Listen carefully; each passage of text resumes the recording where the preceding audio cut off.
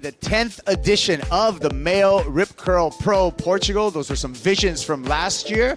And we're back, live time with another matchup in the water. Round number 2, Kolohe Andino versus Wiggolly Dantas.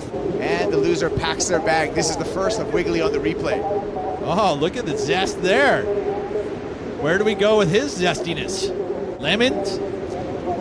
Well, we went to a 5. Limes? Oranges. Grind that one out, just try and catch waves and like just get moving. And I've just been getting stuck in holes, and I got moving at the start, and then at the end just didn't really do anything. Wade was referring to, during that replay though, Wiggolly got a shack. He did, and one of the blue jerseys to get some early momentum. Riding a Leo Fioravanti model boards, as we see up and riding. Kolohe Andino goes to the skies and is unable to put the landing gear down. It's one of those that will keep you rolling around in your bed. I think he's probably let go of it. He's let go of it, but that was a tough one. As we see Wiggolly Dantas, and if you're interested in what happened with that situation, you go to worldsurfleague.com, Quicksilver Pro France, go to the heat analyzer, you can take a look at it, and it was an unusual interference. We've only seen an interference like that one other time in Championship Tour history. For Wiggolly Dantas, big windup and big backhand chop. Kolohe Andino speeding down the line, looking to do an air, and throws it away. Well, again, one of the best airlifts on tour. Very high make ratio. At this point, is trying to separate himself a bit because it really is that peak. If you're thinking about that north peak, it's about this positioning for Wiggolly. Chops it off the top. Dantas can't get more than one turn in there, but you can see the backhand power of Wiggolly Dantas that he's used to his advantage numerous times on the Championship Tour. Equipment looking good underfoot for him, especially on that backhand. He just whips it up there. Great timing on the backhand hook. He hits it, commits to it, the steepest part of the wave. And one of the things I love about what Wiggolly can do in that type of turn is he got the whip turn where the tail will move across the lip, but also with it, a ton of spray. Andino looking to fight back, looking for that 6.66. Here we go. Kolohe looking again, going towards turns this time. Snaps off the top, projected down the line, throws the tail, gets the fins free, fighting for a finish, but unable to ride in front of the whitewater for completion. As we zoom in on him just to see how his body language is. MEO Rip Curl Pro, Kolohe Andino floats it off the top, and a nice snap, looking for a comeback against Wiggolly Dantas when we left for a break. Andino looking for a 7.8 to advance into round number 3. We've seen in the first 3 heats of round number 2, the top seeds in the red jerseys all defeat their challengers in the blue jerseys, but a different story in the water right now. Let's check it out again. Big float and snap combo. So you never want to give up in a heat. And Kolohe, even with a little bit of frustration. Well, Kolohe Andino doesn't want to leave Europe with a 13th and a 25th, I can tell you that for sure. What's he got for us? Throws it out to the flats, tries to stomp it. And again, pressure mounting, because that looked like a desperate attempt to me. What do you think, Pete? Well, it was one maneuver wave. I like the thinking, because obviously with one maneuver waves, you've got to do something pretty high impact, which was almost there. It's about awareness and understanding, okay, what is going on here? You know, some of the tips that get back into the moment.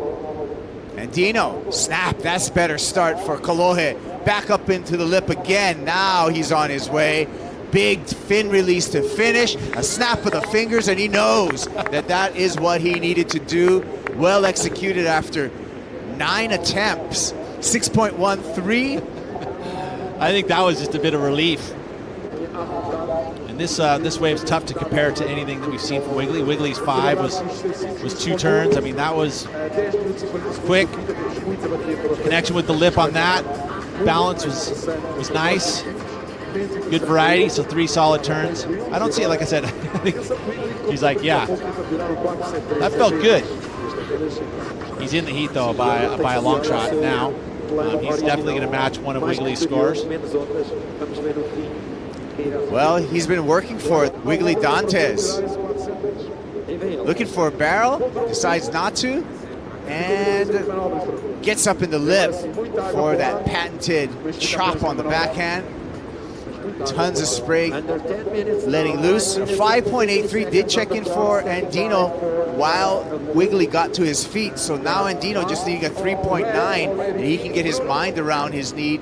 9 minutes and 40 seconds remaining. So things looking brighter for Kolohe Andino, as likely that Wiggolly Dantas did not improve on his situation on that last wave. What do you think, Pete? And I think it was more about, again, a comparison to the 4.73, which was a straight bottom turn to top turn combo, just a beautiful one-turn wave. Whereas this one chased it down, finally gets to the section. I think it was a chase that's going to keep it down. I don't have priority, so I'm going to sit a little bit further down the line, and maybe there's a left that comes his way, or maybe there's a little runner right. There's the left, and no go. It is beach break, so there's opportunities up and down the beach, but there is zones, again, of clean water and areas that have a little bit shallower on the sandbank. These rights kind of coming into the contest area have been there most throughout most of the tides. That's the kind of power that Wiggolly holds. But this, a little bit different attack, much quicker. But see the passion. He knows that's going to be enough for the 3.9. Hey, this is impressive, this first snap and how quickly he can get back up in the lead. Yeah, and he knew it. It was straight to the bottom. He knew the timing. So he's going through that snap knowing that the timing to finish that wave off with another maneuver, he had to be able to finish the snap. So he's really quick in the transition, gets to the bottom. 3.6, Wiggolly Dantas now on the backhand, which has been the weapon for him off the bottom.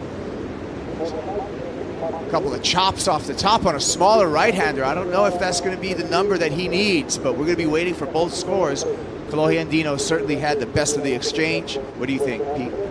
I love the animation and enthusiasm from Kolohe. You talked about these maneuvers being as chops. He's like he's in the Lumberjack Olympics, and he's swinging at the logs, making sure that the combination to major moves, because he was able to get into the lip for the final move, and here he is again. Andino looking for a barrel this time, threads through that section. Second section eats him up, however. No little doggy door exit for Kolohe Andino, but he will retain his lead over Wiggolly Dantas, and that looks like it's going to be enough to get through this heat. Well, like I said, it's not over. Here we go, Wiggolly. Wiggolly's going to need something big for 7.33. He's going to start with a float and watch the board on the land, just landing. Cutting to Kolohe Andino on the finish of this ride. Whips it around, and now he's feeling some positive energy, doesn't he? Still coming through to the inside here. He's got more for us. Little snap, and this wave continues to peel off. Bangs it one more time. Energized, brother. Oh, so crazy how it can change so quickly. I mean, all of a sudden you get the lead and the looseness comes in.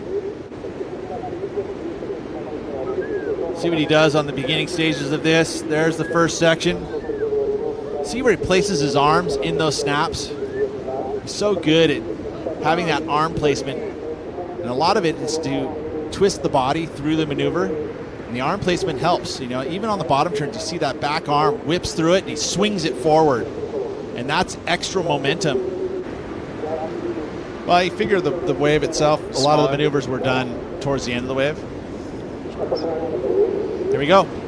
Live. Dantas fighting back and utilizing that strong backhand approach that he does have. Gonna stick with this one. 7.33 is the requirement.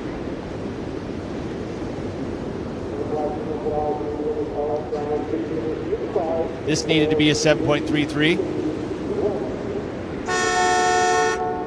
And I just don't see it being the number needed.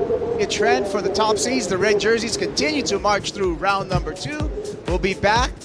More MEO Rip Curl Pro Portugal.